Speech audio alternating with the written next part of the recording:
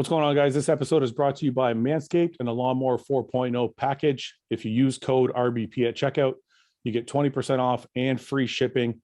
Go to manscaped.com/RBP to get the 4.0 package. I'm going to show you exactly what's in it. The 4.0 package is the ball toner and ball deodorant to make sure your junk smells good for your significant other. Get the nose trimmer to make sure you got no hairs and stragglers hanging about. And you get the 4.0 trimmer to make sure your junk is clean. I've had no cuts and no issues with this. And actually, it's pretty cool. I've been using it for my arms and legs as well. So it's a really good trimmer that way. You also get this really cool leather carrying bag, and you get a pair of boxer briefs that are very comfortable. Also new, Manscaped has come out with a body wash. The stuff smells really good. It's probably better than the crappy soap that you're using. So check out manscaped.com/RBP or use code RBP at checkout and get 20% off and free shipping. Thanks, guys.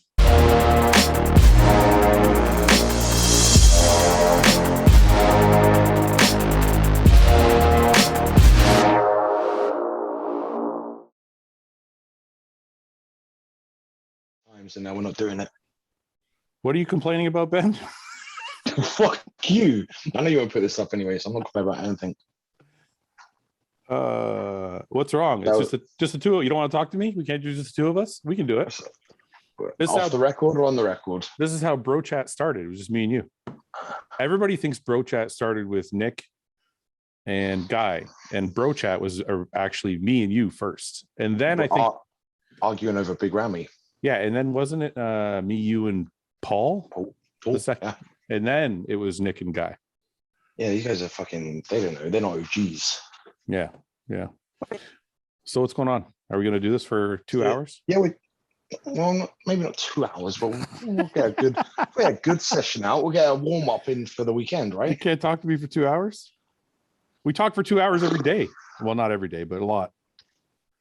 And we get hounded with dilemmas. Is that I need your advice. The start of every conversation is, I need your advice. I have a problem. Is that our relationship? That's our relationship, right? I just call you with problems. 80% of it is. But but you have to admit, you like being the problem solver. It makes you feel smart. Why? Yeah, you do. I can tell you. The glasses make me feel smart. I do like it. It's nice. It's nice that you value my opinion. I won't lie. My ego takes a little rub from it. Listen, you have to understand something. I trust very, very little people. You're calling me a little pet? You're calling me little. That's what you just said. You trust little people. So me and Guy, who you trust, is what you're saying. Okay. Let me rephrase my poorly put together sentence. I trust very few people. Like literally, other than my family, there's literally 3 people in the world I trust. Yeah. Well, I shouldn't say that. I think all the guys from the podcast are great, but I mean, like, there's levels of trust, though, right?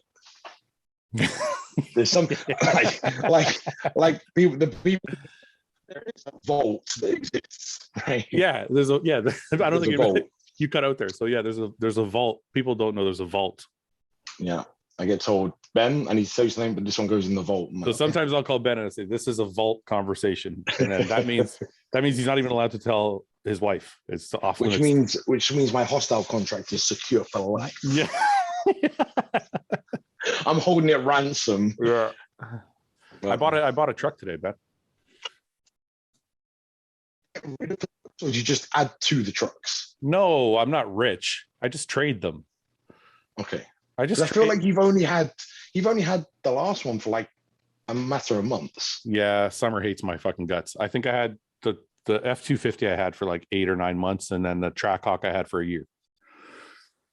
Okay. But listen, because of the way things are right now, I'm getting all my money back when I trade them. So it's not like I'm losing any money, right? Because cars are like selling at a premium right now. Yeah. So I've literally lost nothing. Like I traded the Jeep for the exact same amount I bought it for. Yeah, but okay, so that's one thing. But are you not spending a lot of money on modifying them after you buy them? The truck I did, yeah, but not the Jeep. The Jeep I didn't put any money into it.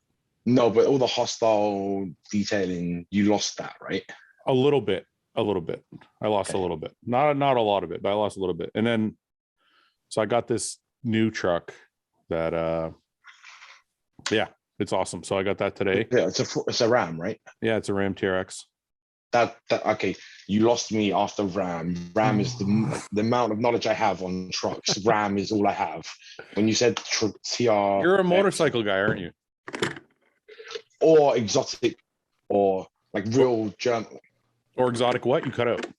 Exotic supercars, but not like a fucking Corvette Z09 or whatever it is. Go fuck yourself. My Z06 was awesome. What exotic super? Tell me what exotic supercar you like. Koenigsegg. Koenigsegg's badass, but that's like it's a hype. First of all, it's a hypercar. All right. Second of all, it's like way out of range for like a normal person. It's like a fucking $2 million car. Beautiful though. Yeah, I mean, no doubt. Like a Pagani, a fucking Bugatti, like Koenigsegg. If something is on my radar, and I'm not in a position to buy it right now, but it's something that I will shortly or be looking to get, is a GT3. Well, depending. Porsche. Yeah, the Porsche. Yeah. Oh, that's a beautiful car. Like that all black, like an all black version of that. I love that. This is my favorite hypercar. This is a Bugatti. Oh, fucking hell. La Voiture Noire. That's how you pronounce it. Look at this fucking thing, man. When you went low key. Wait, $18.9 million Bugatti. 18. So you were giving me shit for a $2 million Koenigsegg, and you come in with a fucking 20, might as well be 20 million. Look at this car though. Like this is art. This is literally literally artwork. It's not even like this is not even. But you've seen Aventador or those kind of cars, right? Yeah. And they're like what, $1 million, $2 million. The McLaren P1. No, well, an Aventador you can get in Canada for like 700,000. So I'm assuming it's probably like 400,000 or 500,000 in America.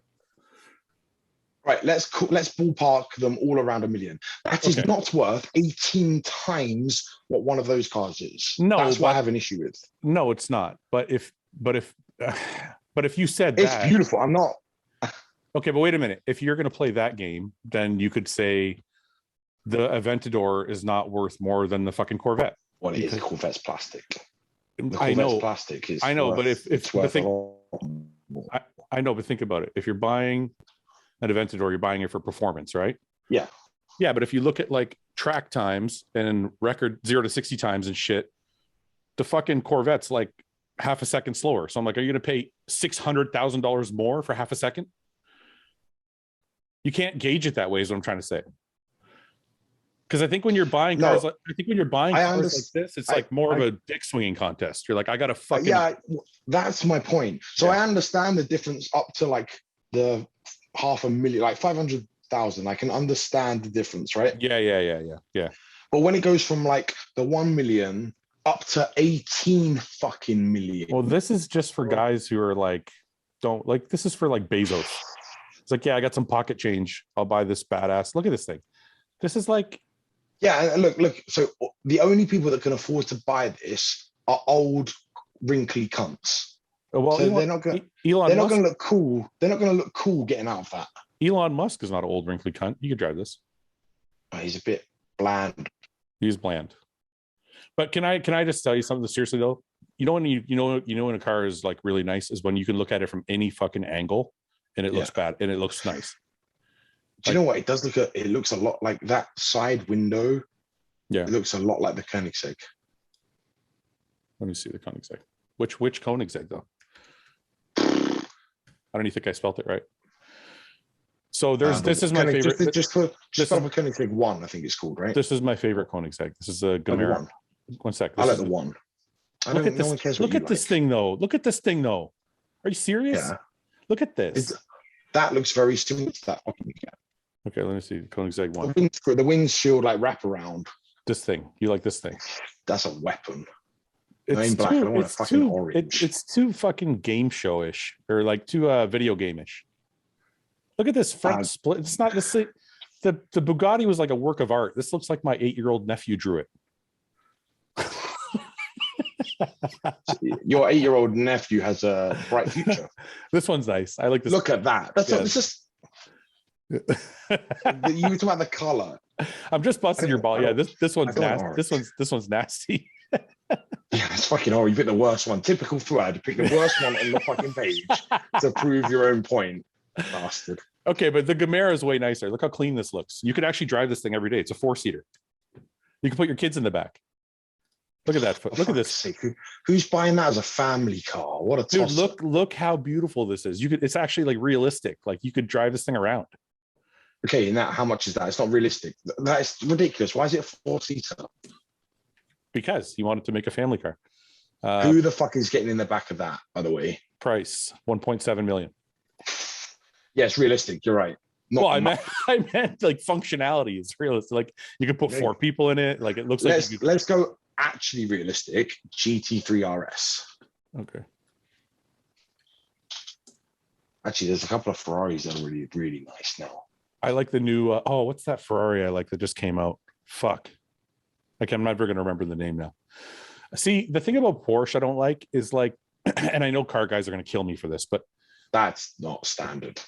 Well, this is smashed, so that doesn't count. They kind of all look the same. Yeah, that's the point. They have the like it's an iconic shape. It's a beautiful shape, but I feel like I want something different. Like if I buy the GT3 RS or I buy the Turbo S, it's like the difference is a spoiler. The people that know the difference, right? And that's the whole point. Yeah, and I know the difference, and it is a sweet car, but I love that color. Porsche makes the best gray. Yeah. But and here's the thing I like about them. They're like, if you want something else, fuck off and go somewhere else. Yeah. I gotta find some of the new Astons are beautiful as well. Dude, that's it. That's SF90. That's it. Yes. I love this fucking thing. I think it's like 1,000 horse. No, go the black one. Oh, you've gone. We'll go back. This one? Go down. No, go in the middle. In the middle. No, that shot. Yes. Yeah, look at that shit. That's pretty. I know they say Ferraris should be red, but they always look better in black. I'll show you. Here's the thing. How much is that, right? Probably 8 or 900,000. This is my favorite Ferrari. Isn't this one a timeshare? You can only have this, like, there is a Ferrari that's only a timeshare. You can only. I don't know if it's a timeshare, but I know they have to approve you to buy this. I think Gordon Ramsay has a gray one. It's just turned into a car podcast, isn't it? Whatever. Who cares? Yeah, look at this fucking thing. Jesus Christ.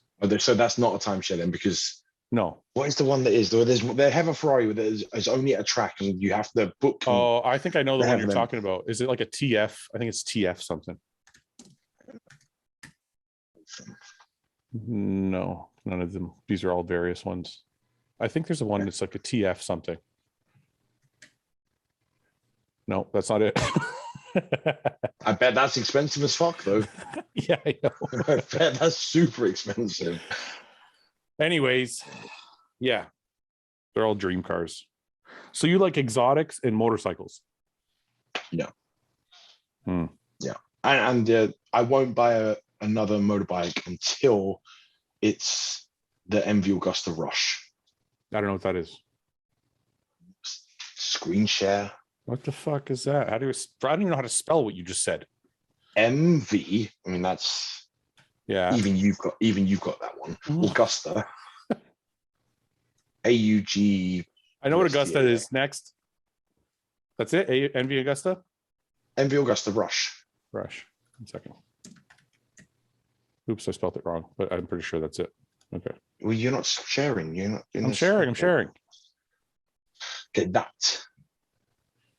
that fucking thing is what I'm gonna get. It's too tiny. You're like 6'1". How the fuck are you gonna sit on this thing? I mean, it's on a screen. So it's big on your screen, but in bigger. Is it a big bike in real life? It's a 1,000cc super bike. Yeah, it's pretty. It looks short. Like, I mean, there are bigger bikes, but the bigger bikes are like the Harleys, and I mean that's. No, but I mean, it looks short, isn't it? It feels short to me, like the Hayabusa has like that extended tail end on it. Yeah, it doesn't go around the fucking corner either. Yeah, I don't know anything about bikes. I'm just saying it's just the first thing I noticed. This thing's built to go around tracks very fast. Do you think it scares you getting back on a bike after your accident? I bought a Harley. I had the. Yeah, but a Harley's different. Like, you think you could fucking ride this thing and not freak out? Yeah. Do you think you'd ride it more responsibly, or do you think you just forget what happened? Not my fault women can't drive. And I can say that because it's a fucking woman that crashed into me. You were driving the speed limit, someone hit you? Yeah, head on. Like I was good. Yeah, I was going this way. She was coming this way. She didn't see me and turned right in front of me. There's a bike I always see in like various photos, and I'm never gonna find it because I don't know the name. Matte black. I mean, that's a long shot to find. I know, right? I know, right? I'm just like motorcycle. I'm Yeah. like this shit. This is what I want. Look at that fucking thing. This is exactly what I was looking for. This is what I want. Can you see me on this?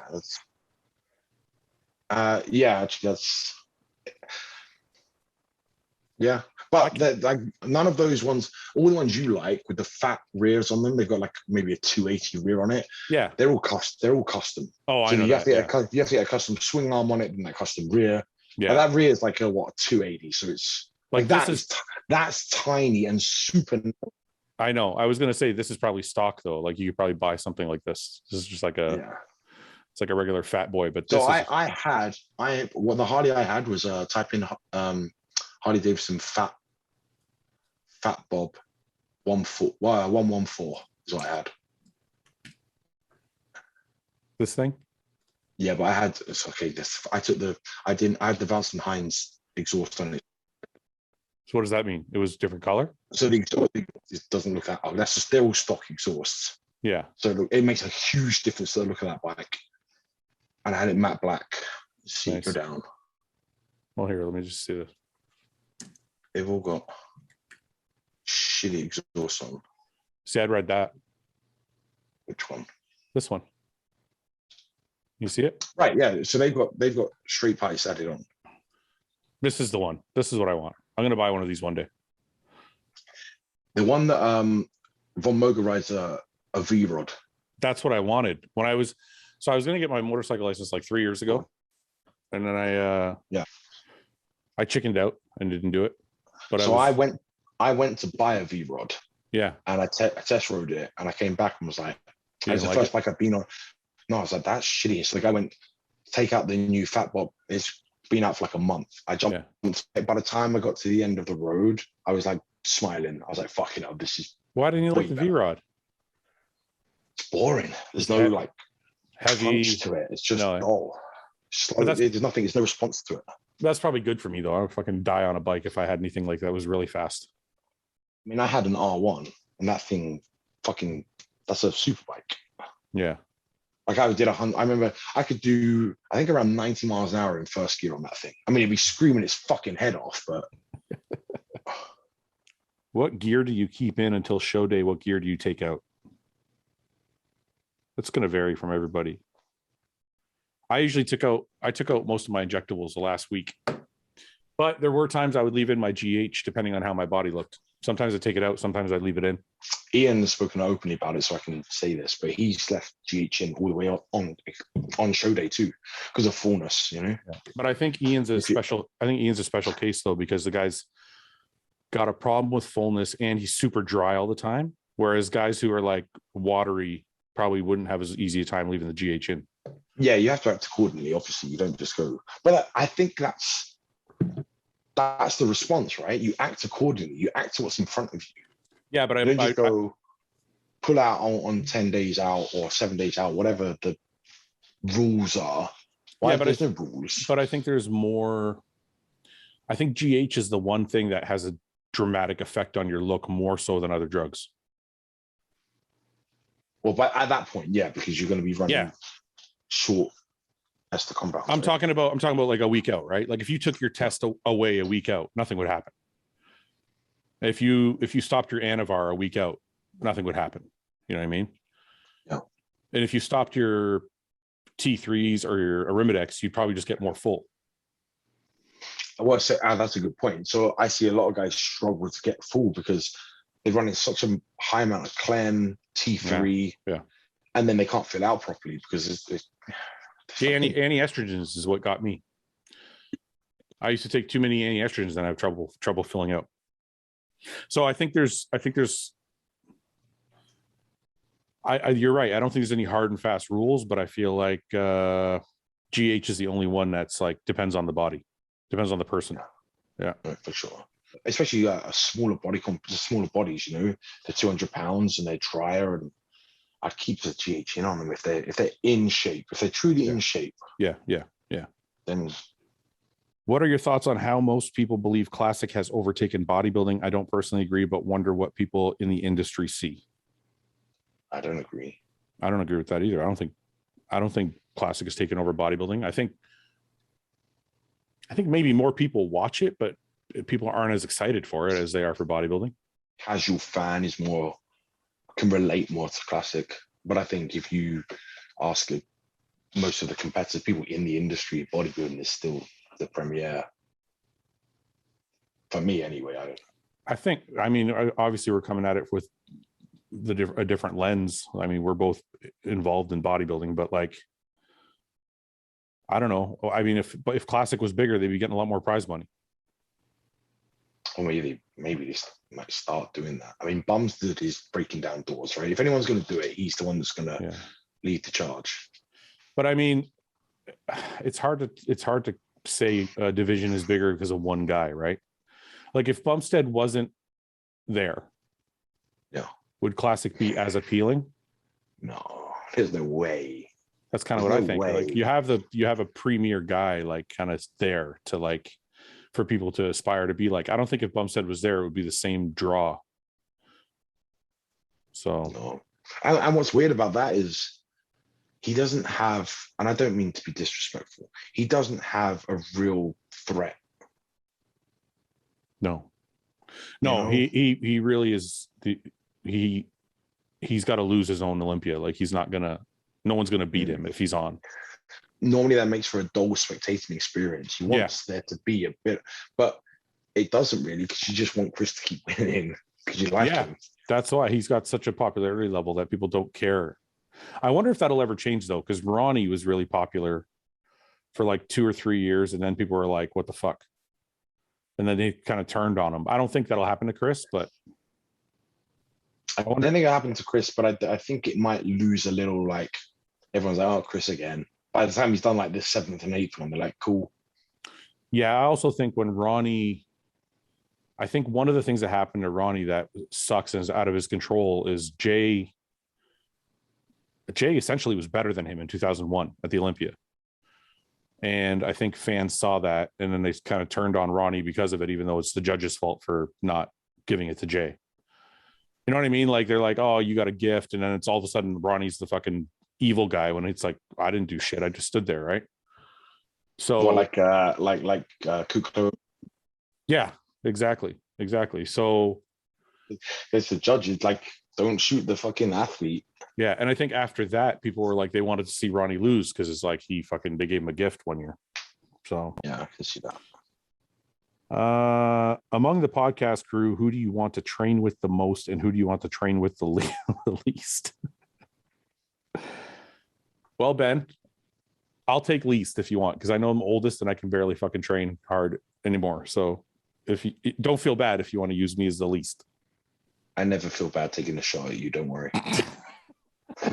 It's not a concern of mine.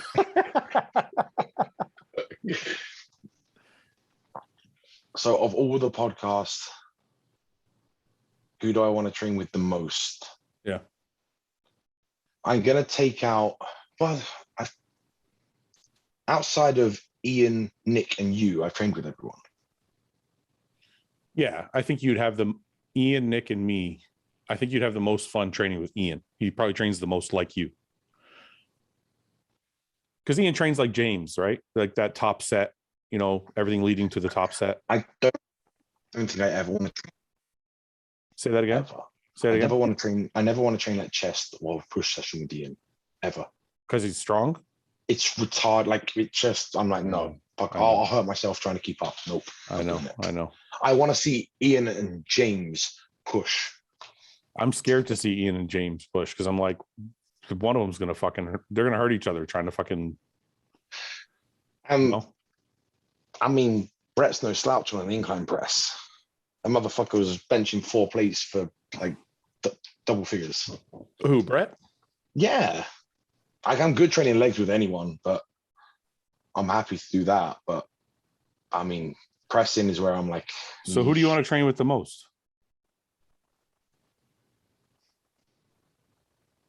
What? Who do you want to train with the most? So out of the three, I'm going to say Iain, because out of everybody, who do you want to train with the most? James, because it's been too long. James. Like the last time James and I trained together was when I went back, and it was me, James, and Luke all trained together. And I need to have a little. That's a nice, it'll bring back nice memories. Well, who do you want to train with the least? Guy, because he doesn't rest. Guy, I don't rest either. You probably wouldn't like training with me either. Okay, you and Guy can go and train in the retired old person. We'll do our endurance workout. Fucking yeah. I like my rest. I did 6 sets for the whole workout, and I'm good. Yeah, I don't know, man. It's just the way I've always trained. I probably take a little more rest than Guy, but you train with Branch? No. Oh, you haven't? Okay, no. Well, that fucking whipped me. I don't think I could. I mean, now, back in the day, I think I could have. Now I don't think I could. I did legs with Branch, and he's retired, and I was like in the middle of a prep, and I was hanging on for dear life. We were talking about it on the last podcast, and Brett was saying the same thing. Brett told a story about training with him and how crazy it was. I'm sure everybody who's trained with Branch has a story about how fucked up they got. I don't think I've never heard anybody say I trained with Branch and it was no problem. Do you know, the funny thing is, like, we walked in, and I was going to train with Martin and Keown, and then Branch was training on his own. So I was like, oh, fuck it, I'll just jump in. Yeah. I was like, what do you train? He's like, legs. I'm like, okay, cool. We started on leg extension, right? And I felt bad because I clearly wasn't getting off the machine quick enough. Yeah.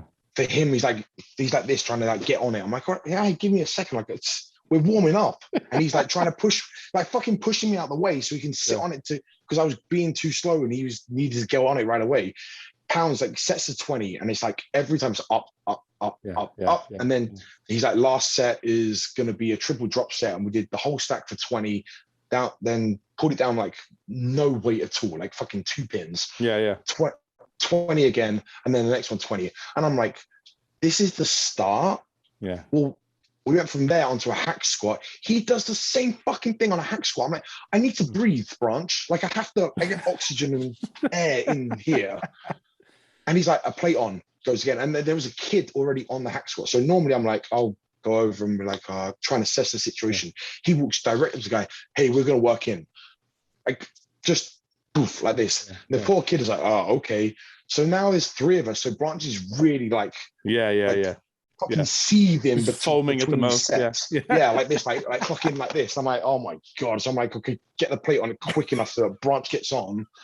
It's like fucking carnage. And I can only imagine how he was when he was, this is like last year. This is not. Yeah, but Guy said, it's funny. Guy was saying that he's just always been like that. And that's actually the workout you just described. Guy was like, that's the workout he did every fucking week, except instead of hack squats, he would go from like that leg extension protocol to squats. And he would go like 1 plates, 3 plates, 4 plates, 5 plates. And the wacky thing is, because I did it in Austin with him and it was hot enough. Metroflex in Arlington, which is only down the road. I've trained there twice. I will not go back there. It's too fucking hot. I trained there, yeah. It's way too hot. Yeah. I trained there a couple of times. It's crazy in there. I don't know, man. That's fucking. I don't know where he gets it from, but everybody has a Branch story that's been around him. I've trained with a lot of different people. Now Branch is the most terrifying human I've ever like. I'll train with him again just because it's an experience, but fucking hell, be prepared to suffer. It's not fun. It's fun after. It's fun after to look back at. At the time, you're just holding on and like hoping for the end. Yeah, he's a fucking badass, man. He's an icon of the sport. But I have more respect for Johnny Jackson because of it now. I'm like, I know, right? Yeah, I kept up. Fuck that. I don't know. It's funny. I don't know anybody else that people talk about like this. Like, there's a lot of guys that you hear like, oh yeah, that guy trains hard, or like, yeah, that guy trains heavy or whatever. But there's nobody else that like people have stories for, that like everyone's terrified at the highest level to train with that guy. But he's retired and he's still doing it. Yeah, That's but what, yeah, but I don't think that ever changes because me and Guy were saying that, like, because people say to me and people say, Guy was saying, people say to him, like, why are you still training like this? And I'm like, you just, that's the only way you know how to fucking train. Like, what am I going to do? Go in there and do fucking, like one plate for 40 reps and then leave? Like, you train lighter than you used to train, but you're always going to have the same style. I think I'd take longer rest if I retire. I do sometimes. I do sometimes. But I think it's still him going to war, Yeah, but that's he's serious about it. But that's fun for him. Like I'm like, yeah. People still like. I did that appearance on the weekend in Victoria, and people still try and talk during the workout. I don't want to talk during the workout. Like I'm not like I know you said you and Luke used to like train, and then you in between sets you would talk and whatever. And yeah, I mean James is the same thing. Like I mean when you get on the machine, like. Yeah, you're working. It's as fucking serious as it gets. Of course it is, yeah. But I can switch on. I can't. I'd be exhausted if I stayed that switched on for the whole session. I have to go, okay, chill, go back in. We've talked about that. That's true. See, I don't want to say I'm like Branch, but I'm more like that style where I like to turn it on and then go. But then to put it visually, right? You and Branch are like here and more constantly here, right? Oh, I know what you're going to say, yeah. Whereas I go like here to here to here, because if I'm squatting 6-7 plates, like we didn't get that heavy on a hack squat. Like we got up to 6 plates, and for sets of 15 we got a plate and done 15 all the way up. But if I was squatting on that machine, I'd have ended up at 10, at 9 or 10 plates. Yeah But you would have taken longer rests in between. And because so it's and you wouldn't have done 15s, you would have done 5s or something, or 3s going up. Like I said, I can't aim at those top end weights and stay there. No. I don't think anybody can. The only person I've ever seen be able to do what Branch does and what you do in the same fucking workout is Ronnie Coleman. There's nobody else that can do that. You either train with speed or you train with weight. I've never seen people do both. Like if you look at Jay would bench 4 plates. Jay would squat 4 or 5 plates. I'm sure Jay could probably squat 6 or 7 plates, but he trained with a pace, So me and Evan, I think I had this conversation with Evan before a long, long time ago, because I think Evan's philosophy is more like yours. Like he would take a break and try and squat more instead of. So I always felt like some people either chase the pump or they chase the strength. And for me, I was always like chase the pump. I like chasing the continuous, drive as much blood as I can. So it's always been the only blood I'm getting is the stuff in my eyes when I'm getting bloodshot from the fucking from squatting 7 or 8 fucking plates. Yeah. I always wondered to myself though, I was coming up, I'm like, I wonder if I actually did rest and train that way. I wonder if I could have been better because I would have built more strength. The only person that will know, like you say, is Ronnie. He's the only guy that did both at the same fucking time. But I truly think I did better keeping up with Branch because my max was way higher than what we got to. I was able to just about hang in there, I think it's because you're crazy. I'm sure your strength had something to do with it, but I think it's because you're fucking nuts. Like you have a screw loose a little bit. Oh, I think we all do that. Though. No, but you're worse. Why am I worse? Because you just have a principled way about yourself, and you're like, I don't think anybody could make you quit. The only person that will make me quit is myself. Yeah, that's what I'm saying. Like Branch would have to kill you. You fucking tried. You did try. Well, just so people that probably don't know why I'm saying that, but you've told the story on the podcast before about like your dad and soccer and like making you ride the bike and like getting up early to train and that kind of shit. I think that kind of shit sticks with you, man. Oh yeah, for sure. Like what happened in that little house in Purley and like in England when I'm like 6, 7, 8, 9 years old and I'm being trained. It wasn't fun. It was never fun. Like at the time I learned to love it. Like I hated it, but it was what I thrived on. There's a difference, right? Yeah, I get it. Yeah. And I'm sure that's ingrained in me. And then I can train on my own, you know, because I don't need. I wonder what learning like that you can like, because we were talking about on the podcast yesterday, we're talking about you only train as hard as the person you've trained with, like the hardest person you've trained with, right? Like you think you're training hard until you meet somebody who actually trains hard. Then you're like, holy fuck. But I wonder what it means when you're fucking 6 and you're being pushed past your limit. Like, how does that change your mindset through the rest of your fucking life in sports or anything physical? Because you must, at that point, you must be like, well, I can fucking do anything. You know what I mean? Like, what limitations do you think you have when you're being pushed to that fucking limit at 6, 7, 8 years old? I think it's actually the opposite. Why? What do you mean? It was never good enough. But like but that's my point. Yeah. Like imagine being fucking 7 years old and you're like, you rode the bike for 10 minutes. You're like, I'm tired. I want to quit now. And then they're like, no, you have like an hour left. Okay. So when you say what you like, when you describe it to me, it sounds like fucking Nazi style, right? Yeah. Him stood over me and I can't get off. But it wasn't the case. Like I'd be like, hey, let's football match on. And we had a rowing machine. So there's one point where I had an exercise bike and the fucking living room's like this big, right? So we didn't have a big house. I had an exercise bike and a rowing machine. And I remember I played the football, like the first game of the season that day. And I was disappointed with my cardio.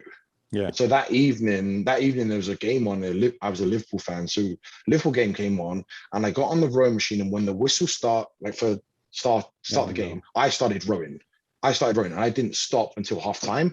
Yeah. And then they had a 15-minute break, and then I started again when the second half started, and I rowed for another 45 minutes. And I was pushing, like I would try. It's not like I was just chilling, taking a fucking. Yeah. I think I was 10. But is that because at that point, maybe you were, and this is going to sound like I'm trying to get into psychobabble, but I'm just curious. Are you at that point, are you just trying to please your dad, or does he have you so brainwashed that you're like, this is just what I got? No brainwashed. I don't know. I was just obsessed because everything was written down as well. So like I knew what my times were. I knew like I was progressively overloading from the age of 6. Without even knowing it. Yeah. Like I was like, that's the time I covered that much distance in an hour. So tomorrow I'd have to beat that. Yeah. And then the next day I have to beat that. And I was like, I wanted to beat it. It's not like I was have to beat it. Yeah. I'm driven to beat that. Yeah. That's crazy. Well, because of all of that, I became a shitty amateur bodybuilder. Oh. But with the endurance of a fucking, yeah. So I mean, but it's not the physical part of it that I'm envious of. It's that war of attrition mindset can carry you through life in so many different ways. Like when you've been challenged to that level, like, and that's why I tell people bodybuilding is so important, because it's not the fucking, okay, I got muscles, great. But like when you suffer through 14-week diet and you're not allowed to eat anything, and you're not allowed to succumb to any of your urges or whatever, you learn a lot about yourself. And I'm pretty sure you probably learned all that shit at a really young age, having to do all that shit without even knowing it. I'm accustomed to it, and I actually, like the last 4 weeks where I've not trained and not done anything, it's been the hardest mental battle I've had. Yeah. So like I've had no direction. I just felt lost. I text Patrick today and I said I felt lost the last 4 weeks. Like I tried to enjoy what I did, but I almost couldn't even go and train at all, because unless it was full force, I didn't want to do it. Yeah, I've been there before. I think that's, to me, if you're asking me from the outside in, from my own experiences, that's okay. When me and you argue about cheat meals, this is why I think it's important, because in my opinion, and I could be 100% wrong, that it's because of how hard you went that you're like subconsciously taking a break. You called it bikini girl rebound, right? Yeah. James, what's up, man? Yo, sorry, better late than never, eh? We're breaking down Ben's psychological. We're getting deep, James. James would have been great for this. We're deep in the fucking shit. Wait, I need a catch. Listen, it's been a long time. Okay, so I'll give you a summary. So we started First of all, I just like to say I miss you, James. I haven't talked to I'm you. here. That's why I was like, just hold on. I know I'm late, but No, but I'm just going to say, because I haven't talked to you since the week before the Olympia. I mean, we've talked briefly. For some reason, me and James' relationship is primarily only live in public. We talk about it. It won't be forever. It won't be forever. Just temporary. No, but anyway, so we were talking about Ben training with Branch. Yep. And how there's nothing Branch could do to make him quit because Ben was raised by his father who made him do crazy shit when he was like a 6, 7, 8-year-old. Yep. You know, doing massive amounts of cardio and training for soccer. And I remember us having this discussion before. Yeah. So we were talking about how I thought I'm almost envious of that, even though it probably sucked as a child. Yeah. Because when you go through that kind of shit early, you carry that with you in life, and it kind of makes you feel like you can do anything. Absolutely. Because like what would really feel like a challenge if you've already challenged yourself to that level at fucking 8 years old? You're desensitized, aren't you? Becomes less of a... Here's the thing. It was always still... Oh, by the way, James, Ben's internet is shit today, so... Yeah, I was just going to say, he went silent. Sensitive. Right.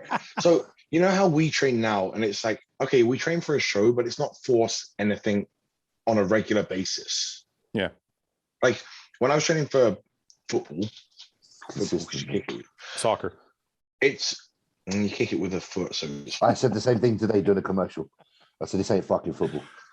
So when there's constant, like, I guess feedback, because I'm doing all of that training, but then what it was doing was paying off every weekend. Yeah. And so it'd be like, well, I'm better. Yeah, he said better than the week before. It didn't suck, you know? Yeah, that's like bodybuilding though, right? When we do, like, that's what's kept me going all these years. You do something, and at the end of the week, you're like, oh, I look a little better, and you fucking keep going, right? Yeah, but you know when you're not looking better, is what you know, because sometimes you're not actually aiming to do that. Yeah, you know? imagine doing all of what we do, and then look like me. I think you look charming today. And then we got where did we go from there? We got into something even deeper, Ben. What did we say? Fuck, I can't even remember now. Anyway, we went down a fucking rabbit hole of psychology and trying to figure out why Ben's fucked up. Which James's forte is psychological breakdown. I know. Yes. I wish you. Boys. Yeah. What I do want to talk about is what the fuck, James? What's this? Who knew you could do this? That's juju. Well, you know, the Olympia went balls up, so I thought I'd go to the track and field, do some flips. Who the fuck? Why didn't you tell any of us you could do this?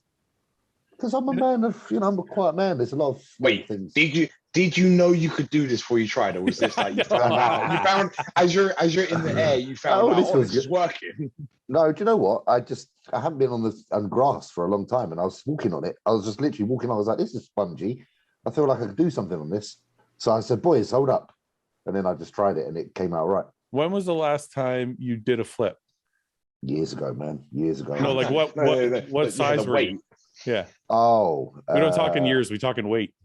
So I'm 275 now. So it must have been, mate, like what, 230, 240? Jesus, man. I don't think people realize how stressful that is on your joints. Can I just say this, though? Can I just say this? Training legs, like split twice a week, my legs felt very powerful. I said to Yannicka after, I was like, if I tried it again, I think I could probably get a foot higher in the air if I tried. Because honestly, my legs felt so strong in that position. But I used to do that, like that I used to do all the time. Whenever I went to the park when I was younger, I used to just do that all the time. But I just thought I'd give it a go today, and it was just worked out right. So, and that's the key. If you've never done it before, don't fucking try. Right, exactly. Listen, I never. It's like I said this to Yannicka today. It's like I know I can squat 260 comfortably. Yeah. I wouldn't go to the gym and try and squat 380. Yeah. And I just said the same thing. I've done this hundreds of times, but I wouldn't try to do that off of a platform. You know. Yeah, but it's scary. The reason it's scary is like I've done a lot of things when I was younger, but I wouldn't do it like after gaining 50 pounds of muscle. Yeah, like I've masturbated 6 times in a day. I couldn't do that now. Yeah, I'd break something. Once I've been masturbating lately, and I never used to. Where's Yannicka? She's not there. That's why I'm masturbating. Because is she there? No, she's not back home now for a bit, so I have to keep thinking about her and having a bash. You doing a solo one, or you doing a FaceTime bash? No, I want her to do a FaceTime one, but I think she's too proper for that. She's a lady. That's how my wife is. She's like, fuck you. I would love a FaceTime one. I'd be like, go get your tits out. Hey. That'd be brilliant. But you know, they're just too proper, some people, aren't they? Yeah. So how many wanks a day? Oh, maybe like 1 or 2 a minute, like one before bed to knock me out. Definitely to knock me out. I like lay there as. See, that's what I fucking said. Clean up. Yeah, no, you can go to the sink and just give it a wipe over and then fall asleep. To the sink, or I go to the sink. Huh. That's not just because there, isn't it? It's close. When you're in a hotel, you can do that in a sink because someone's coming in and cleaning it every day. It's not your own, so you can just flop your cock in there and give it a splash. It's so true. Why do you have to give it a splash, though? Well, because you get all the cheese in it otherwise. What are you talking about? I'm circumcised. I'm not gonna fucking cheese. Yes, you mean you ain't that. Oh, you guys are gross. We're missing the beat, bro. We need to get circumcised. But do you know what? So talking of this, I'm in Jewish community now. Maybe I can. Yeah. So Denise asked me about Phoenix, and I said I can't make the decision. Yeah. I'm like, so I was like, if you want to decide, that's on you, but I could never tell you to cut his dick. To me, that's just barbaric. Yeah. I understand. It's not because he hasn't got it. Because I have my foreskin, and it's like, do you know what the funniest thing is? When Denise, she's gonna fucking kill me. Right? Wait, please don't go quiet on this. I want to hear this. This goes in the vault. Okay, it goes in the vault publicly because it's on YouTube. Well, the first time we got together, she'd never been with somebody that hadn't, so she didn't really know what to do. So she's like, oh. Well, no, she was. Can you imagine? What the fuck is that? No, so I had to do it for her, pull it back because she was starting to do it, and I'm like, God, it doesn't feel good because it's like, wow, that's hilarious. I sit down there, and I'm like, you guys know I have no idea what you're talking about. I do, but I have yeah. That's so crazy. I didn't even think. I just thought everybody was circumcised. Yeah. Okay. So anyway, now that that's way too much fucking information. It adds an inch. It adds an inch of skin, not an inch of anything you can use. Yeah. I'll take whatever I can get. You can measure the dabble at the bottom. Just add to the little dolphin nose, the droopy bit that's hanging off the edge. The little wizard sleeve is just coming down the bottom. My god! It literally is a wizard sleeve. It's a wizard sleeve. That's what it is. That's so true. It's so true. I'll never not see that now. Love it, James. I haven't talked to you since the Olympia. Yeah. I don't really know what you want to get into. What you don't want to do. I'm happy to talk. Honestly, very disappointed. Okay, so listen, before we get into the actual Olympia, I just want to say you look like you're having the time of your life. I am. I'm very happy. I said to Yannicka right now, I didn't realize how unhappy I might have been. You mean because of the UK or just because you're around more bodybuilding people? Both. Combination of, I think being in the UK, I was existing, I wasn't thriving. And it's like being here. I know it's still new, but I'm around people every day that the vision's the same. Yeah. And I was self motivating myself in England every day, and it was like, how much longer could I have kept self-motivating to that extent? When you're here, you feel like you're feeding off of everyone else, and it's fun. I don't know. I'm really happy, honestly, guys. You catch me in a good mood, it's now. I know the feeling, man. It's yeah. So we moved. There was a period from 2012, 2013, maybe 2014 also. Yeah. Where my training got a little bit stagnant. We moved to Toronto, and I started hanging out with Dorian Hamilton and Cody. Me and Cody, Cody was hanging out with us, and Frank McGrath started hanging out with us. It was kind of the four of us. And so all of a sudden I had people that were, Frank was a pro, Cody and Dorian aren't pros, or Cody wasn't a pro at the time. And we all trained together. We would go grab sushi together, and it kind of became a real lifestyle, all hanging out together. And it kind of rejuvenated. Yeah, absolutely. My bodybuilding passion. Yeah. Because you can motivate yourself because you love the sport, but when you have a group of guys doing it with you, it's almost now it's your job, but it's also fucking fun. And you feel better because you feel more available for the job. I'm here. I feel worth like I feel like I can prove my value here, and that's always a nice feeling to feel that you are worth what you're worth. Because sometimes being so far away and disconnected, at times it made you question, you know, how long is this going to last? How much am I worth to these people? Like, am I really doing enough? And then when you're here, you can see that you are, because these people are firsthand talking to you and saying you are. And it's just really nice to get that feedback and see the excitement of the others, and also the encouragement of the others, and just generally know where I stand, where I didn't know before. You know, Ben, isn't this crazy? Doesn't that sound like something we just talked about? Yeah. That's so fucking crazy you said that. So I haven't traveled much in like 2 years. And I bet you feel similar with this whole. Listen, I went to an appearance on the weekend in Victoria, BC. That did. And it changed my mindset dramatically. And I said to Ben, I called Ben afterwards. I'm like, I think it was good for me to come out here. Yeah. And he said, why? And I said, you know, people send, you know, I'm sure, James, you get them all the time too. Like people send you DMs and like they write comments on your stuff. Like you're the greatest. Like, you know, you're so inspirational, all these things. Right.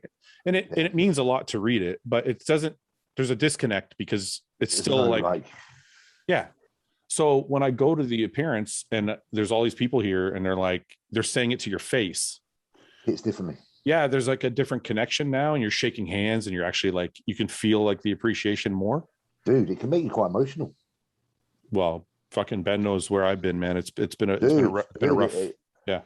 I can imagine, mate. I can imagine. So here's the thing. I think we're all mature enough to receive it in a positive way, right? That kind of reinforcement. Imagine being that young and then receiving that reinforcement but on a much bigger scale, right? Yeah. Of him, you can see how these like teenage celebrities just go fucking. Yeah. Because it can turn you one way, right? You can either receive it like we are, which is like this is like it humbles me a little bit, right? I feel yeah, maybe because of an age where you've worked the time to achieve that. Because that's what I mean. It's like we're in a position where we're mature enough and we've gone through a lot. But when it happens at a young age, I think that must be fucking hard to process. I can try and explain it because I've been kind of through all of it. So at a younger age, I didn't know how important it was. And I took it for granted. Didn't like, I don't know if I wouldn't say it made me cocky. I just didn't appreciate it the way I appreciate it now. Yeah. But I think, I don't know, as you get older, I think you realize, I totally agree with you. Like I wonder to myself sometimes, like with Nick, for example, or with like Chris Bumstead, like they're both like in their late 20s. And they're both super fucking celebrities in our world. Chris maybe even outside our world. But I wonder sometimes, like, do they know what kind of impact they're having on people? Or do you think it's kind of like when I was younger and I never had that kind of impact, but like, I wonder if like they don't really get it and it'll get it 10 years from now. You know what I mean? Yeah. So, or maybe they bubble off. Like sometimes at that level must be hard to kind of digest, so they don't see it. You know, they like just stay in their bubble. That's kind of what I'm saying is like, I wonder if they really absorb any of it. Be easier to do. Yeah. Rather than think that, especially with the amount of scrutiny that these guys are under with social media and the access people have to them, it's relentless. Yeah. So James, what have you been doing that's making your life so fun other than just being with bodybuilding people? Just looking forward to the future. Like I like that I got things wrong this year because I always feel like from there you always have an upwards rise. And I've seen, you know, I've been here before. And I'm in a familiar position where I kind of thrive. So yeah, I'm just excited. I'm excited about the potential future. And I know that being here now, like the tools are more available. I don't know, just I'm full of excitement. I'm not actually really feeling anything other than excitement. I'm still trying to work out my path. Is there anything subconsciously that's still lingering from the Olympia? Because I know for me, when I had a show that didn't go the way I wanted to go, I would like get over it by going to the gym kind of a few days later, but I don't know if I was really over it for like a month or so after. Oh yeah, no. Like listen, there's a lot in my mind, and I ask myself questions daily, and I always think about how to go forward. And it is frustrating because I stand by what I say on everything I've said ever on the podcast, and I don't, people can say, yeah, James, you talk too much, you don't do what you do. I wouldn't say that I can be something if I know that I can't. And I still stand by the fact that I still believe that if I had done things right and things didn't go wrong, that I'd still been up there in that top 6. I have no question. That still remains. And if you think I don't feel that way inside of my heart, anyone listening, trust me, I do. I'm still very, very confident. Yeah. And that's why I don't feel overly bad right now, because I know it's just a case of getting things correct. But no, it's obviously frustration. And there was a little bit of that in the beginning because I was like, I could jump into another show like Legion. But because my analysis of what went wrong was a certain analysis that entailed that you couldn't gain back what was lost in that time, there's no point. And I'm happy to start fresh. I'm not pushing myself and rushing myself just to do shows to come in at what I consider subpar, because I have to be the best that I can be. And if certain things have disappeared or gone by that point and I can't bring forward something that is new and better, then I won't do it. So I'm just in that point now where I'm just like, okay, I've just got to knuckle down now and work out the next steps. Am I, upset? Yeah, I'm upset because there's certain things I feel like could have been done differently. And I think, from all parties, I don't think anyone's to blame, but I think all of us could have done better. I think myself, I could have done better. Pat could have done better. There was certain points of the prep where I had a certain feelings towards how things were going, and I spoke out to some friends, but I never raised the awareness too much because I was trusting the process, but my instincts were telling me otherwise. But you want to listen. Yeah, that's what a good athlete does that, and it's out of respect. Yeah, but I do know now that going forward, and me and Pat even said this, is that I have to respect my own instincts, and that if in case instead of it being an 80-20 relationship with decision making, it has to be 50-50. Well, I don't think because I know a lot more than I thought I knew about my body. But I think there's a difference between questioning your coach and giving your coach as much feedback as possible. Yeah, it was even questioning him. I don't question Pat at all because I know his way works.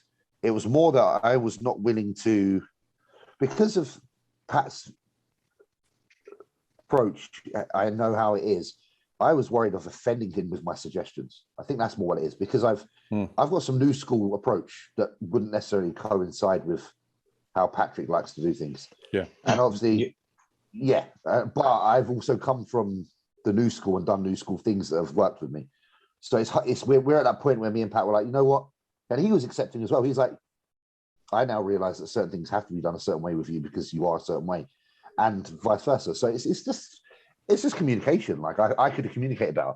I could have been like, Pat, I feel like I could be ready in like 3 days from this point. And that being said, I mean, like I remember sending a message to Jordan Peters at like 3 weeks out when I was in Dubai. I was like, Jordan, I'm fucking like feeling like I need to eat something massive, and I feel like my body's running away from me.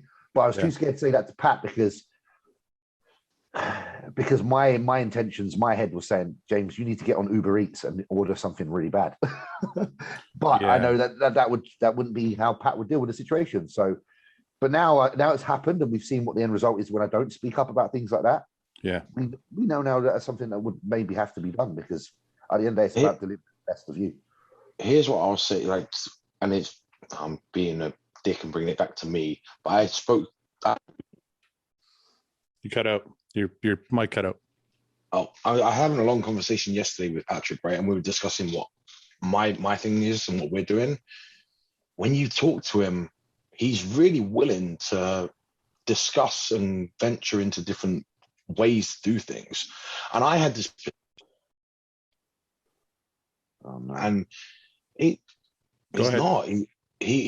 He's open to conversations. Yeah, it's more our own fear of we hold back from presenting to him and communicating, so he can only deal with what, like you said, the feedback you're giving him. It's feedback, because me and you would be happy to things are good. Because I'll eat fucking sawdust if you tell me. You don't want to complain. You don't want to be the whiny baby. You don't want to be and you do wonder if your brain's second guessing you because of the point that you are in a prep. Yeah. You're like trying to combat it. Like, no, that's just my brain telling me I need this because it's trying to fight. But there are times now when you've done, we've all done bloody 10s and 20s of shows. Those signals and those feedbacks are actually deliberate. Yeah. And now I'm realizing that. Now I'm realizing that when my mind says something, it's not because of just hunger or greed. This is the thing, and as Patrick said to me yesterday, and it applies to you two more than it does to me, because you're at a way higher level and have gone through more than I have.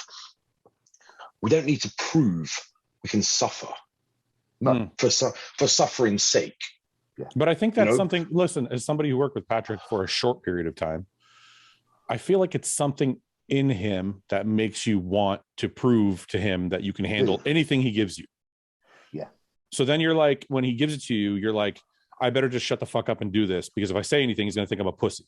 But I'll tell you what, that thought and that process is why he breeds these athletes and gets them so successful. No, I get it. But at the same time, you have to hold the coach to that regard, You're right. But at the same time, if you run into an athlete like James with a ton of experience, then he has to be able to have a say somewhere. Yeah. I've always had fear. I've always had a fear of speaking my experience. Yeah. And I think it's almost like I feel like I'm new to this, and I'm not like as advanced as yourself, say, Fouad, but I have been around a long time, and sometimes I'd forget that I can I can speak the information that's processed in my head. Yeah. Again, it's not because I don't. It's because of it's a respect thing for the coach. It's not. Yeah. Nothing negative at all. It's literally like, okay, I'm willing to get inside out suffer, and I'm willing to have no fat left on my feet, because that's the plan. Can I just try and explain it real quick, one more time, real quick? I just want to get one more thought out. So it's not only it's like you want to show Pat or whoever the coach is that you're willing to do anything they say, and you're willing to suffer, and you're not going to whine or cry about anything. And also, the second part of the problem is when you're 3 weeks out, 4 weeks out, 5 weeks out, and you're looking at yourself and you're like, well, maybe I'm flat, maybe I need to eat something. You're like, am I playing mind games with myself? And you're like, fuck it, I'm just going to leave it to Pat because he can see clearly, and I'm in the middle of a prep and I'm suffering my ass off and I don't know what's right from wrong. So it's not only that you want to please and show your coach that you're fucking a man and you can handle anything. It's also that you're like, what if I'm wrong? What if I tell him I need absolutely? What if I tell him I need a burger and I'm just being a fat fuck? Absolutely, and that's where I was at. That's why I said Jordan. Yeah. Like, and I always speak to Jordan because Jordan's just one of my good friends who I know knows me very well. I said, I don't know if it's just me, and I sent him pictures. I was like, I don't know if it's just me, but I'm like, I should be on the fucking phone right now ordering a kebab, eating something. Yeah. And he said, speak to Pat. He said, speak to Pat, and I didn't raise my. I just went to bed that night and cracked on with the plan. And that's my, I have to live with that. But I think it's a good thing that you're saying it now. And I think it's a good thing that you and Pat had that conversation, because, like, honestly, one of the best things, I've had a lot of top coaches work with me.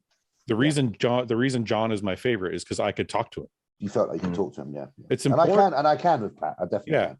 It's important to want to please your coach and show him that you're a badass, but it's also really important for your coach to be accessible.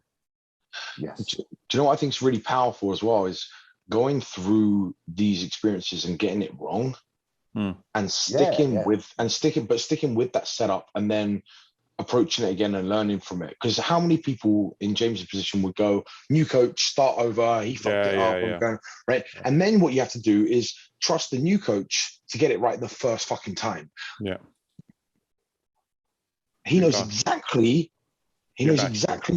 Sorry. So Patrick and you know exactly what you did for the last 12 months. Exactly. We're like we know exactly like how to get me to that 3-4 week out mark, and that is ideal. Yeah. And all we need to do is look at what happened from there and correct that. Right. So you start with yeah. Yeah. You know? Yeah. You've got to start over. Because the off season was a good off season. Prep was great prep. It was literally up. You know, and what we have to take into consideration is some of these other factors that Pat had no control of either, was my travel. So yeah, obviously when I got to Dubai, things were very different, and that's when it's funny because my weight started to plummet, even though nothing changed in regards to output. Can I tell you my weight when I travel? If I stay 100% on my diet, I actually lose weight faster Yeah, that's what happened to me. I don't know why. I lost 5 pounds this past weekend. I don't even know how the fuck I lost same it. thing. I landed in Dubai. I was laying on my ass for like fucking however many hours, still eating meals. Yeah. I got there and I had this weight drop, and Pat was like, that shouldn't fucking happen. And I remember, and we had to spend 3 or 4 days getting my weight back up the first few days of being in Dubai. Yeah. Do you cut any other corners, like when you're traveling, like not cut corners in a bad way, but like, do you maybe cut a little things out that you would have at home? No. When you're traveling, or everything's exactly the same? Everything's exactly the same. And if anything, the only thing is the activity levels walking through an airport. Yeah, doing a little more stuff. Yeah. Yeah, and that hits me. But the thing is, that's another thing with my body. I fucking burn. Like, I kid you not, boys, I've been eating 600, 700 grams of carbs a day since the show. And I just had a hypo when I'm in the fucking thingy because my body's still, if it's 2 hours or more, my body's churning through food even now. And my volume in my training's down, my cardio's down to a nice amount. There was no way of pulling me back with food for this prep. Do you know what? I remember that now. There was no way you could have pulled me back because I'm not even fucking full now. And it's been, God, what, like two weeks, and everything like clenbuterol's been stripped out. And I'm still struggling to like maintain and hold. I was going to ask sorry, Ben, before you go on, I just want to clarify for people what happened so that they can understand it a little better. So some people are saying, well, and this is how I described it, because I don't think I was fully clear in my description, but I said, well, James missed his peak. He looks flat. But I don't think people understand the magnitude of how flat or what it means. Like, it almost like you were losing tissue from 2 or 3 weeks out. That's exactly what it was. So it wasn't a matter of being flat, like, oh, he just needs more carbs to fill the muscle out. It was more like the tissue was being eaten away. Absolutely. Because he was in a deficit for too long. Yeah, absolutely. And that's why I couldn't just jump into another show like Legion. Because even if I had this discussion with Pat, I said, Pat, let's give it, after the Olympia, I said, let's give it a week. Yeah. If this is just glycogen, we'll know. Yeah. If it's not, we'll know. Yeah. And after a week, I knew. And that's when I was like, I can't do another show because although I can still look very, very good, it isn't the James that we just built. The tissue wasn't back yet. No. Yeah. And it won't be. So that's why I have to now go into that period of surplus and re-earn what I've lost and more. And that's why I would consider myself a wise person, and I understand that. Well, I just want to say though, because somebody said to me, like, I was arguing with this, I don't know why I do it, but I was arguing with somebody, and I do as well, because I think people I was trying to defend you, and the guy was like, James was so much smaller than everybody. It's not just missing his peak. He's just smaller. And I'm like, no, man. I'm like, that's what I mean. I'm like, that's what I mean by missing his peak. Like, he lost muscle, so he was smaller. Yeah. Like, it wasn't a matter of just he missed his peak. Like, oh, they only ate 800 grams of carbs instead of 1,500. Like, yeah, no. It was a matter of like 2, 3, 4 weeks of over dieting. Yeah, there's half that lineup. I'm not smaller than on the normal day. Yeah, like there's a upper 6, upper 5. Yeah, they got the clavicles and the width, but there's density to me when I'm full. Yeah. That would match. Like, listen, I say it now. There's no way that no disrespect. I could have been 4 or 5 places higher if I was where I should have been. Where did you end up finishing, James? 12th. 12th. Okay. Yeah, I could see that. And I get it. I deserve 12th. Like, I'm the first to say, with what I fucking brought to that stage, 12th is fucking good. You beat a couple of people that are actually very good. And if anything, I probably would have said some of them could beat you. Yeah. So that's your shit, Jay. You got to live with that. Well, onward and upward now, man. So what's next? Absolutely. So now you just. So actually, before we talk about shows, are you moving to Florida? Are you moving to the States? Yeah. You are? Yeah. For sure? Yeah, I've started the process already. You started the process? What does that mean? Yeah, you got a visa and shit? Started the process for the O1 visa. Jesus, so, I got to move now. Everybody's going to be living in the States with me. Yeah, I have to say a massive, like, without going into too much detail, I have to obviously say a massive thank you to Aaron, because this is only possible because of Aaron. Yeah. This is not possible without him, and he's been the person that kind of instigated. He put the idea in my head a year ago or whatever it was, and I was kind of like, And then when I'm here and I've been able to speak to him and be around the people, and he's been very, just very helpful and allowed for things to move in a certain direction, put it that way. So, yeah, it just means I can be around you lot. How are you going to deal with being around Rudy? Because he's a cunt. Oh, it's like I got to babysit him. It's difficult. Fuck that guy. Fuck that guy. Yeah, so that's that. So that's all been that kind of process. And I should have the documents in hand before the year's end, and then I go back to England, stamp it off, and come back.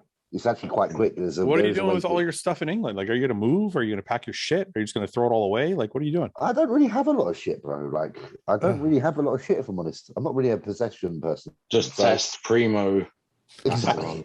You can pack your gear. The small things I do have can come over for sure. But there's things I can get rid of. I don't want to hold on to my life in England. I want to let go of some things, if I'm honest. Well, what's going on with Yannicka? Is she going to move with you? Well, Yannick will come over as a visitor a few times, but there is options for me to. There is options. I don't really go into too much detail, but there's options. Okay. She's not stuck, put it that way. And actually, it's actually a bit easier for her being a Norwegian citizen with a Norwegian passport than a British person. So she'll be over. She'll be back over actually like November, because that's when England is allowed to travel, and she can come over as a visitor. So that'll be cool. So I won't have to wank. So I got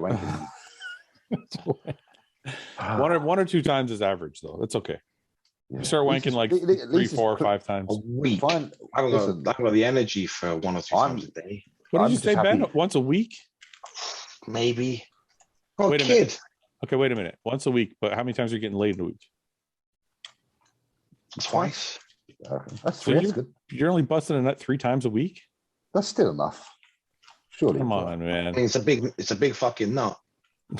Gross. That's the. I would rather let it build and get a bit more. It's got some pressure behind. Who are you? It doesn't dribble out. It doesn't dribble out me. Who are you impressing with it? You're jerking off your own stomach, for fuck's sake. You seen Scary Movie when he plasters it to the wall? Okay, look, if you're with your girl, then yeah, it matters. You want to but if you're by your fucking self, who fucking cares? No, you know what? I can't be bothered to wank anymore. I just rather get laid and then get on with my day. I want a toe curler for it. I need to let it build up. So I'm like, oh, fuck. It won't do that if I do it every day. You need to let there be some pent up. Yeah. I can't believe you just said I want a toe curler.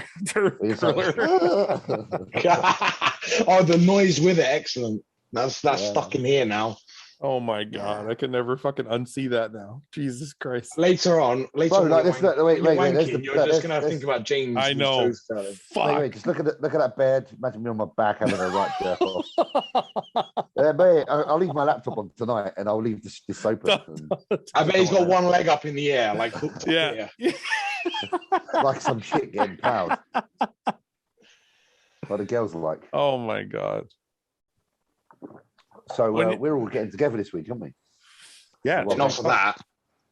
No, not for that. It's funny. Everybody's talking about drinking and fucking smoking weed and fucking whatever. I just honestly, are they? I just want to fucking. I'm not drinking. I just want to have a cigar and chill the fuck out. That's all I want to do. I got a box of Cohibas. I'm serious. I just want to have a fucking cigar and shoot the shit. I will try and have a cigar this weekend to die because I can't fucking smoke.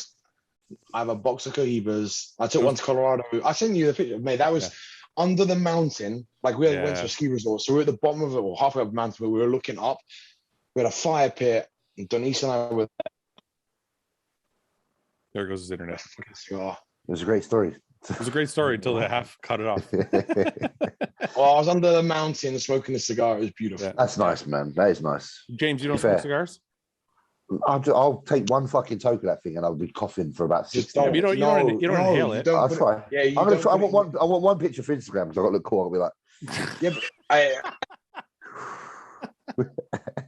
him. Imagine it will suit him smoking a cigar, right? Oh yeah. Like fucking James looks like he should have a cigar at all times. Well, I'll be having James could pull off a pipe. Oh yeah, my granddad used to have a pipe, Jim. James, a long one, a Gandalf one or a short one? Curly one. If I have a pipe, you have to call me Jim when I smoke it. Okay, deal. Because you're not James when you smoke the pipe. You're Jim. I'm gonna buy James a pipe for the fucking when we go. And that's right. I'm on it. Like Popeye. Literally. Yeah, that'd be good. So yeah, I haven't booked my flights yet. As you know, I leave everything last minute, and I'm like, Yannicka, like, let's book them last minute because I just need to see what's going on around. It's only because this week, like I said earlier, I've got a couple of like little things I need to promote while I'm here during some of the days. So that's the only reason I'm leaving it. So last minute, so I can kind of. So you're flying in Friday morning. It's freaking Friday morning. It's freaking Denise. Is she getting all panicky? What's freaking her out? She's a planner. She's like trying to tidy the house. Don't get me. Oh my god! She's like, well, on Friday I'm going to tidy the house because everyone's supposed to come here on Sunday, right? She's like, oh, I've got to tidy the house. I've got to clean the gym. Well, I've got to clean the fucking gym, dude. My friends came over for my birthday 2 weeks ago. We had dinner here. My wife spent 2 fucking days like spit shining the fucking house. I'm like, what are you doing? She's got like a toothbrush in the fucking bathroom. Yeah, as I say, toothbrush in between all the tiles. No mold. We bought new bedding for the guests and stuff. It was fucking crazy. Oh, so I am buying a new mattress for here because I can't have. If James is staying here, I can't have him on this because this thing's beat to shit. James doesn't care.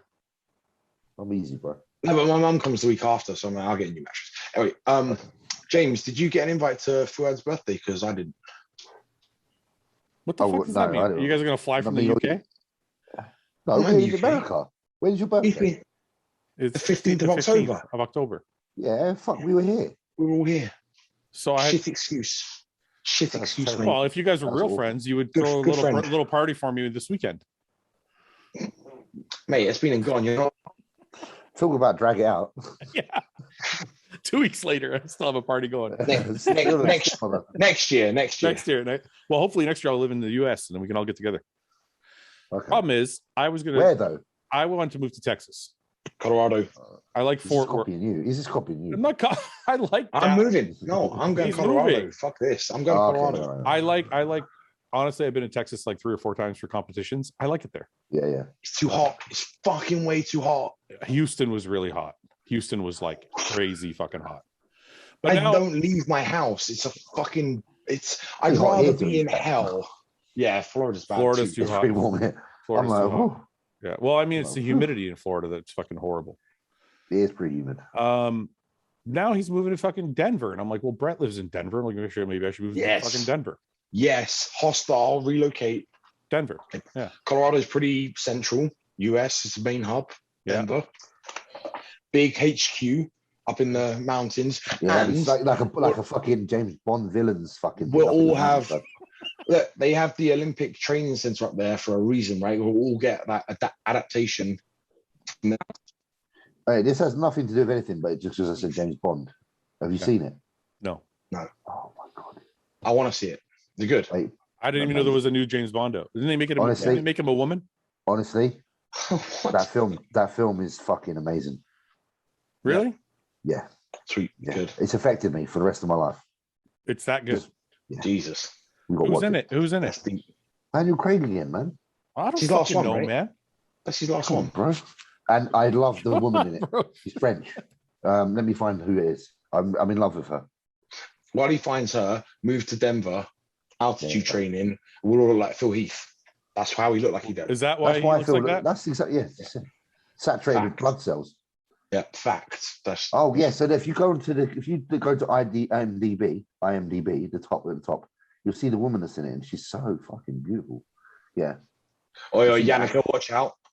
I've told Yannicka already. I've said, so you wanking over Yannicka or this Frenchie? I wish I knew this person's face enough to. I have to get her face up and wank over. This girl? No. But do you know what Rudy said that she's quite attractive. It's probably because it looks like it's bad. Go down. No. Go down. No. no, not that one. That's my old type. This she in this is just, this one, Leia. Yeah, Leia in this is beautiful. In this film, she doesn't look like that there, but in this film, she's amazing. Yeah, she kind of looks like my wife. She's French, man. She's amazing. Really, that's her in this. Stunning. Just like I don't know, just like normal but beautiful. Oh man, that's my kind of beautiful. That's beautiful. You know what I'm talking about? Yeah, she's in Death Stranding in the game. You know what I mean? It's like there's a word. It's like when they're understated, they're not trying to like show too, like be too fucking. Because there's like bimbo-y beautiful. That's like And it's makeup natural. and yeah, and then there's natural beautiful. Yeah, she's got that natural beauty, and the way because she keeps obviously I'm called James, yeah, and she's in a film where she keeps going James. So I'm just closing my eyes and thinking, man. Yannicka needs to get out there. Oh my god, James, and then and then I hear her kissing. I'm like, yeah. If anybody's watching this, send James to audio just of her saying James repeatedly. Or if anyone does know her and they want to arrange a meet and greet, well, be careful. Yannicka. Sorry, she's worth it though. Yannicka give you a pass for that one? I think for that one. Different country, different postcodes, right? Yeah. How it works. You have to give me a pass for that one, man. Come on. Is there anybody you'd give Yannicka a pass for? Yeah, whoever one of her choice, whoever. If I get one. So you guys each get one of your choice, whoever it is. Yeah. I like the French fries. If I asked Denise that, I'd get fucking shot. But Denise would say, "You've had enough. Shut the fuck up." I just want, fair play. If I get my pick, then she's gonna have her pick. But yeah, this French bird. Oh. If you had to pick one for Yannicka, who would it be? I don't even know what her fucking type is, bro. I don't even know. Like, isn't that weird? Yeah, because I'm not. It's not like she's not like obsessed with bodybuilders. It's not because I'm a bodybuilder. She's with It's me. so strange you say that. I ask Summer all the time, like, "What's her type?" It's the same thing, I bet. Yeah. She's like, "You're my type." I'm like, "No, I'm not. What the fuck are you talking about? Like, none of your ex-boyfriends look like me." They're more like about who you are. What are you laughing at, Ben? You said none of your exes look like me. It was just funny. I don't know. Well, because I know like two of her exes, right? Yeah, but wouldn't it be weird if they all look like me? Brothers or twins? You're right. That's odd. Like, that's really fucking odd. I think like men seem to like have more of an emphasis on a certain look. I don't. I do. I don't normally, and I don't, but then I kind of do. But I kind of do by accident. I think women are really unguessable, like what they like. It can be one. I've seen their like exes, and then who they're with now, and it's like completely different. Do you know Yannicka's exes? Do you know who Yannicka's exes are? Yeah. I know one of them, and it's not like me. What about you, Ben? Do you know some Denise's exes? Oh, we all know one of these. Yeah, oh yeah, that's right. Couldn't be any different. Okay, yeah. Definitely not the same type. Yeah, it's weird, right? Like I don't think I have a type, but I think by accident I have a type. I think I like blonde hair. Yeah. Hey. Yeah.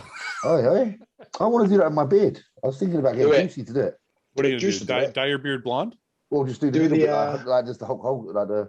Are you getting? No, crazy? that's what Hardy did. Do you know when Hardy did that? Yeah.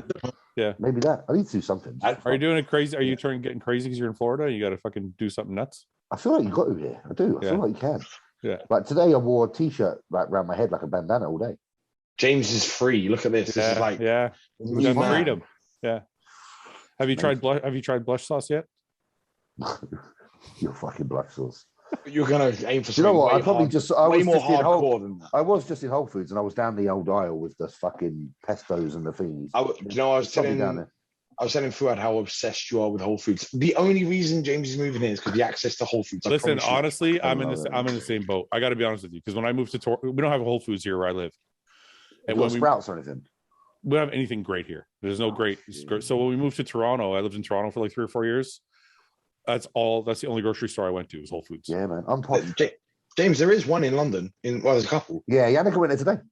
Yeah, there's one in Chelsea I used to go to. Yeah, Yannicka went there today because she's kind of liked it, so kind of persuaded her.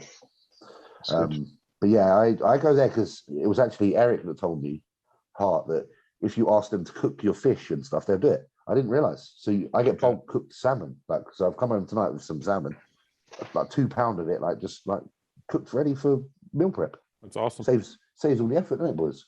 Hey, James, have you ever shot a gun? Yeah, a few.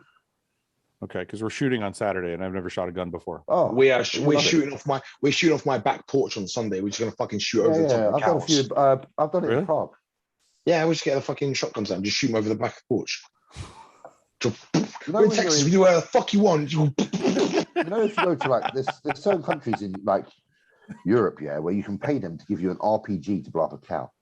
Yeah, it's probably Poland, right? It's literally, they'll give you an RPG, like an over-the-shoulder rocket launcher to blow up a cow. That's fucked up. But that's awesome. Like there are ranches here where they have giraffe and zebra that you can go and hunt. You can hunt them?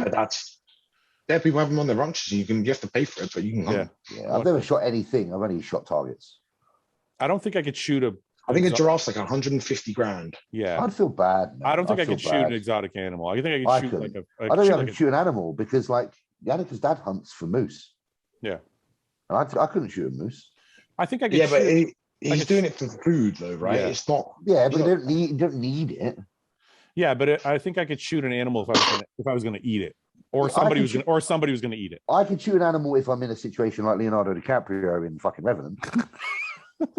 Bears eating your back. It's fucking eating my back. But I don't. Yeah, at that point, I think I'd shoot anything that was trying to eat me. Yeah. Is there something? Is there something wrong with me because I've watched that part on repeat? Yes, there's a lot wrong with you. Yes. No, seriously, I'm honestly fascinated by bear attacks and like bears killing shit. Vicious, bro. They're vicious. I can't hear you. Have you seen? Can you got me? Yeah. Have you seen that guy that had his face clawed off and then his son? Yeah. I think it was his son like dragged him back and then they reconstructed his face. Did he have like his eyeball was like hanging out? Yeah. Because they posted up on like I think it's like one of those dark side of nature Instagram pages, right? And they had like the before, and the after picture. It was fucking grim. Nice. While we're doing this, I do want to send a personal congratulations to Nick and Iain as well for bringing really good presentation to the Olympia. They both were fantastic. And I think especially Nick, like his peaks this year have all been exceptional. I think the consistency that boy has shown, it needs to be patted on the back from a professional and from a friend standpoint. Because it's not often you see someone come in and not only replicate their look, but actually slightly improve it every time. So whatever he's done, and the confidence he has and the desire to be Mr. Olympia. Fuck what everyone says. Be yourself. Keep doing your thing because you've just proved a lot of people wrong.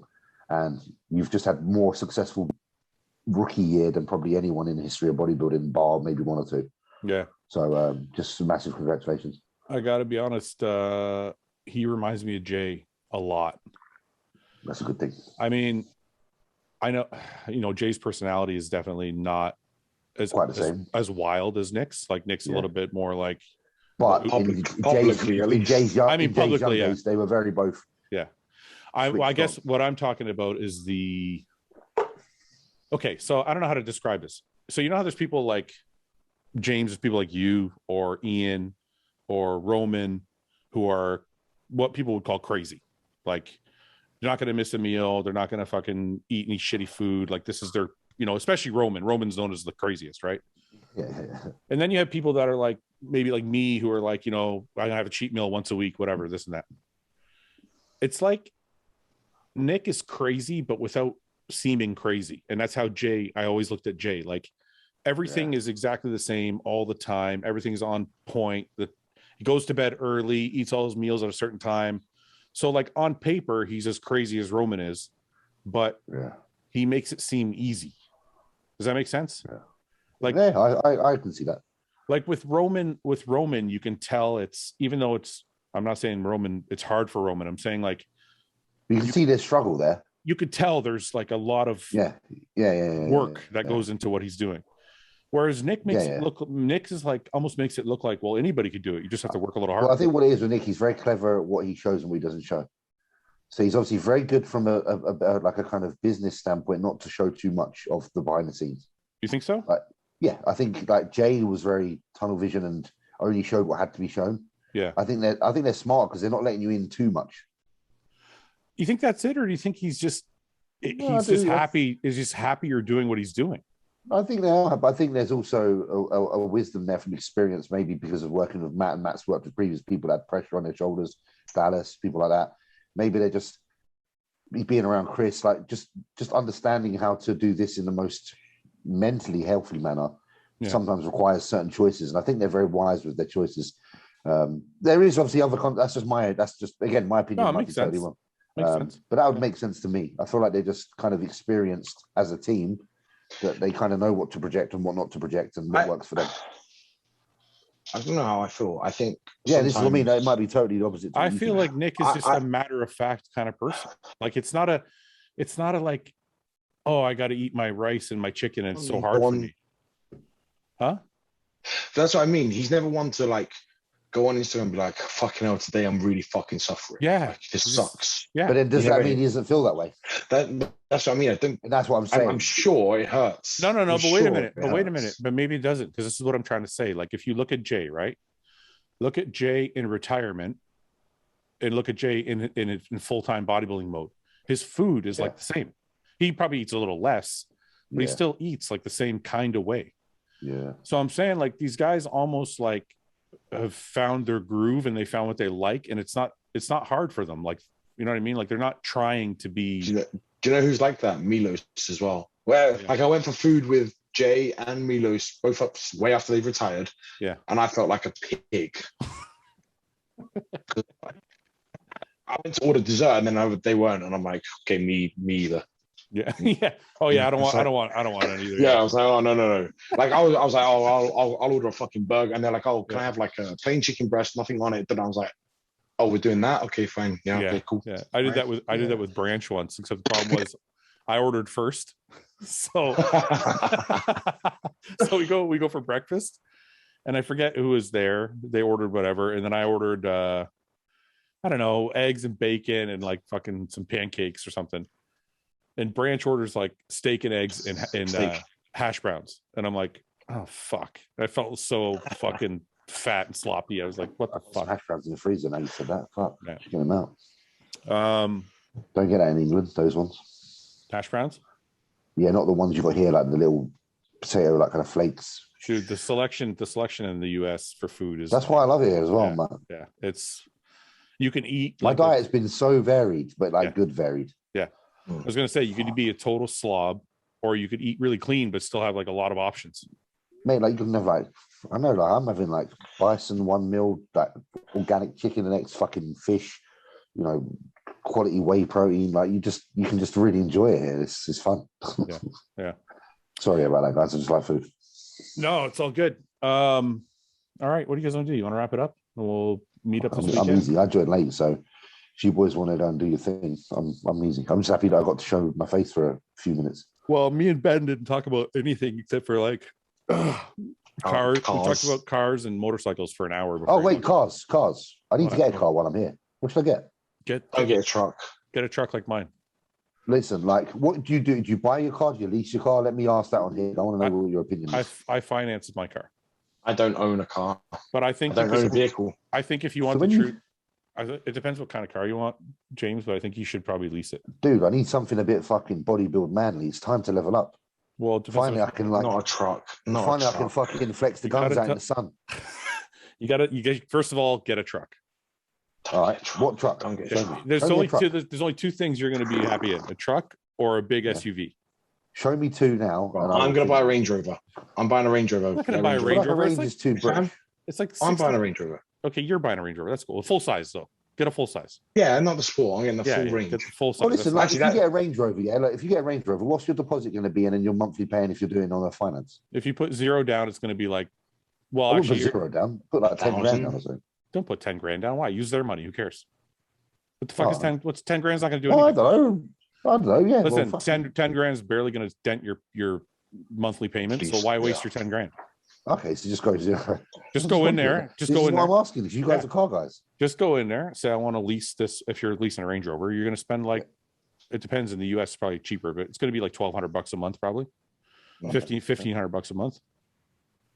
I don't know what American price is like here. It's going to be. I'm trying to do the conversion, but yeah. Of course. It's going to be between 1,000 and 1,500, I would assume. A full Range Rover is sexy. Get a Range Rover. But I don't see James in that. What do you see? I just want all I want to see, everyone, is a picture of whatever car you reckon, and I'll go and get it. Okay. This is your chance. Do not pull up the Bugatti. This is your chance to change my future. And then if I get this, I have to tag you. James, the first car he showed me earlier was $18.9 million. Well, that's because he's got for one car. Wait, that wasn't for like all of them. That's for one of them. You want something expensive or not expensive? No, moderate. Like, come on, let's be honest here. I'm not at the top of the game yet, I'm in a good position, but not like fucking billionaire. Okay, I'm going to give you something like nice. I'm not Aaron Singerman or Fouad Hostile Abiad. Oh, shut up. I'm gonna here. Let's get this. This is what you should get. I think you'll be happy. You'll be happy in this. Get a Range Rover. I thought it was a toy truck you were showing me. No, get this right here. Fruits. It's a Ford. Get this. It's a Ford truck. Okay. It's a Ford Raptor. It's a Ford Raptor. Yeah. It's going to be decent on gas. It's a V6. It's still got enough power. It's function. Dude, listen to me. It's functional as fuck. No. Can I just wait? Ask if Aaron still has his the Redcon 1 Raptor. It's the one that I drove. They don't know. Yeah, they haven't. They got Delaney or some other shit. I can't remember what it is. Listen, I got to tell you, man, trucks are the best vehicles ever for bodybuilders. They're just big and there's roomy and there's a lot of compartments. Listen, the way I'm looking at it, Fouad, is like the next 5 years of my life are just going to be like proper bodybuilding. Yeah. And then after that, I'll retire. Get a fucking truck, man. I'm telling you, get a truck. Right. Truck. Right? What else, Ben? Tell me what you think you should have. I just did tell you what I think you should get. You think you should get a Range Rover? I love Range Rovers. It's British. It's British. I feel like Range Rovers are a little bit feminine. It's too prissy for fucking. I know I'm sounding a bit bad. No, get the Range Rover SV. No. Oops. What? I didn't finish the sentence.